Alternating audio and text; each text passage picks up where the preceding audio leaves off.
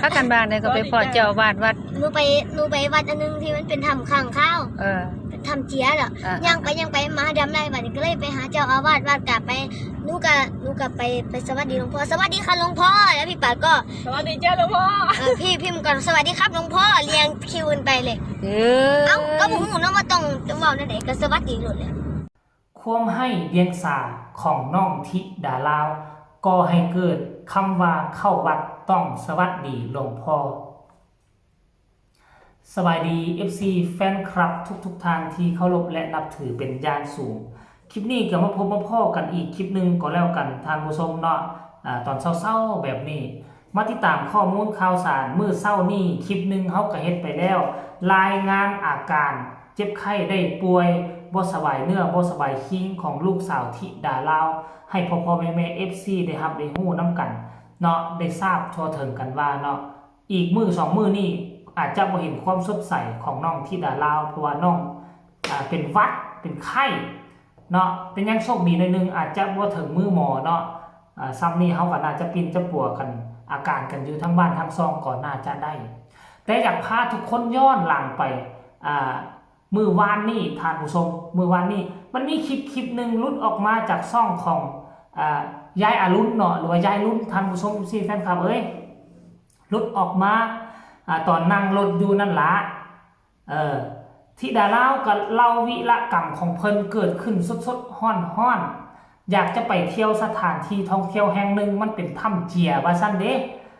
แล้ววันนี้ก็ทั้งปาดก็บ่ไปบ่ได้นำหน้าไหนทั้งอ้ายมังกรก็บ่ได้นำหน้านำก้นน้องธิดาลาวไปเพราะมีผู้เดียวที่เป็นหัวหอกได้กล้าเว้ากล้าว่ากล้าทะลุทะลวง ซ้ำกับจ่าฝูงบ่แลไปใส่มาใส่ยางน้ำก้นไปเจอครูบาเนาะกำลังกวดลานวัดอยู่ยกมือสบายดีและบ่ดีจ่าฝูงสบายดีสวัสดีอ้ายมังกรก็สวัสดีตามและปรารถนาก็สวัสดีตามกันไปติ๊กๆอ้าวบัดอ้ายมังกรนึกออกควกใส่หลังน้องสาวว่ามันบ่แม่นสวัสดีได้ว่าซั่นเด้เขาว่าจังได๋นมัสการบ่มันเว้าบ่ถูกเด้บ่เนี่ยกลับไปรอบ2ว่าซั่นไปนมัสการ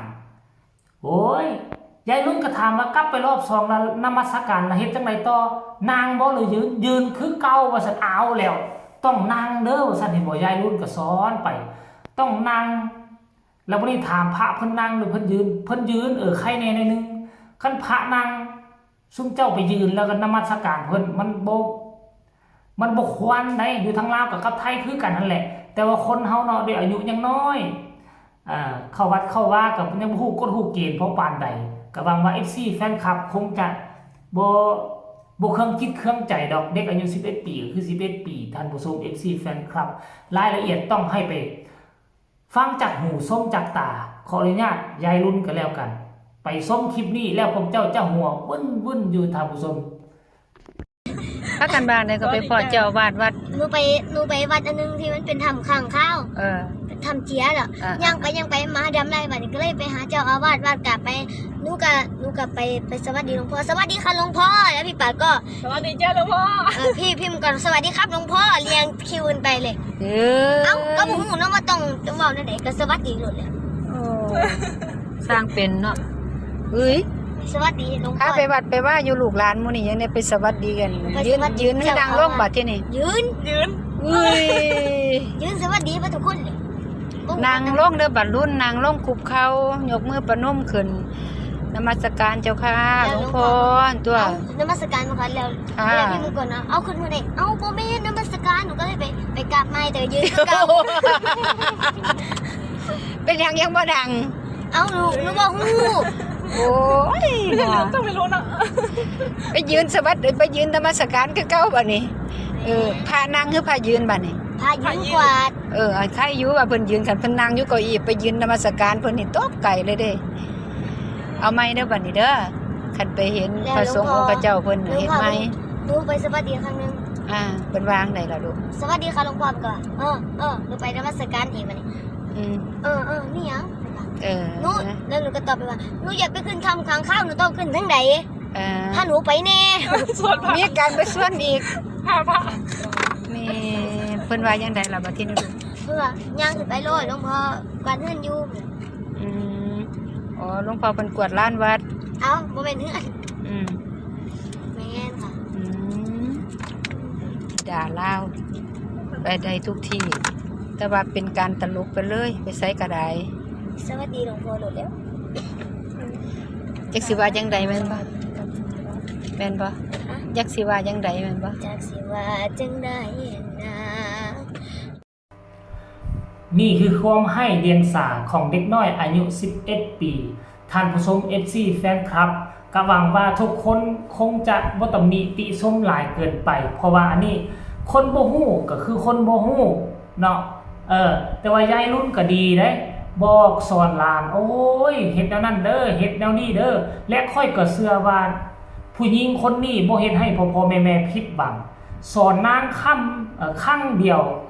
วนางจะจดจำไว้ว่าทันทีทันใดจะบ่เฮ็ดให้ทุกคนเสียใจเป็นแท้แน่นอนอันนี้คือน้องธิดาลาวลูกสาวของพ่อๆแม่ๆท่านผู้ชม FC แฟนคลับเนาะเพราะว่า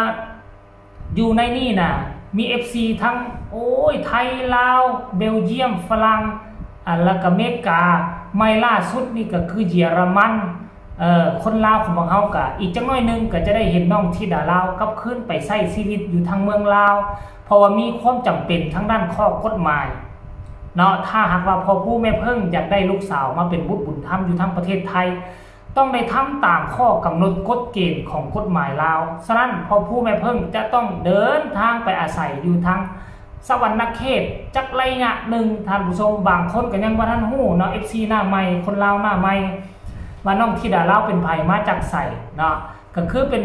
คนเมืองอุทุมพรแขวงสวรรณเขตเป็นเด็กน้อยบ้านๆคนนึงมักในการห้องการรำมักอยากเป็นหมอรำอยากเป็นนักห้องเดินตามฝันเผอิญมาเจอพอผู้ศรีวิไลออกไปเคลื่อนไหวเรียกงานอยู่ทางนั้น